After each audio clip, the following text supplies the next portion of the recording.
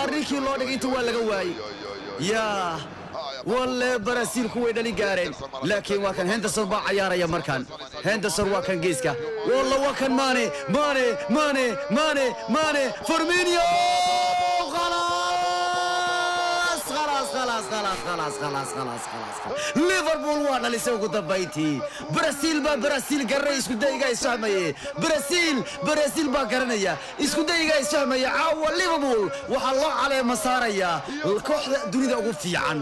champions ka dunida way noqonayaan maane ba cimaamaday waa sababtu Messi codkaygu leeyahay maane baan u siinayaa waa kabiir waa wax kale waa ajiib ugu dao marka Ronaldo way caawo Firmino shafkiisu banaan ku soo dhigay Henderson ayaa banaan ku dhigay laadka difaacu baa celi kari waayay maane ba halkeedii ka qaatay difaacu wareystay u dhigay Firmino qaatay Firmino u gambiyay difaacu u sii dhigay kadibna gees ka dhigay ويسا جولاشو نيكان الله روبرتو فارمينيو برازيل با قرنيا عاو قليسي برازيل ارير زامبا الساقبا عقابا يوكادلنيا مع سلامة اغو بدنان في المانغو مع سلامة اغو بدنان في المانغو كوان او جول كور مري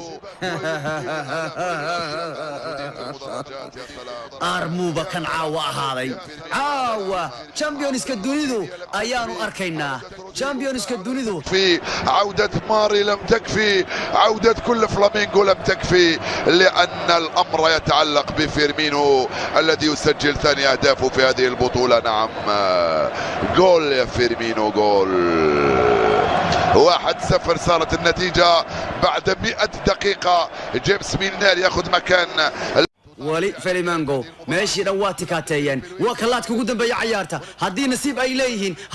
أيليهن فيرمينغو أوه مركلة استيل مركلة أوه مدحكلة أوه خلاص ليفربول تشامبيونز كدوريدا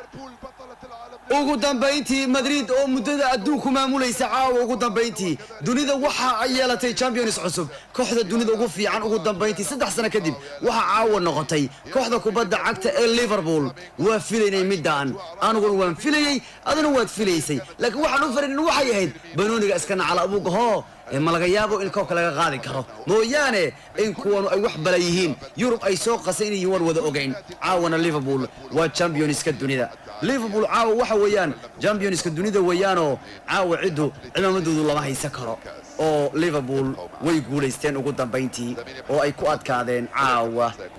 goolal caawa ay ku adkaatay Liverpool goolal hal gool iyo eber oo uu dhaliyay Master Roberto Firmino marka Liverpool caawa sidaa bay ku noqotay kooxda adduunka ugu fiican waxay tahay markii ugu horeysay oo ay Liverpool qaadayso koobkan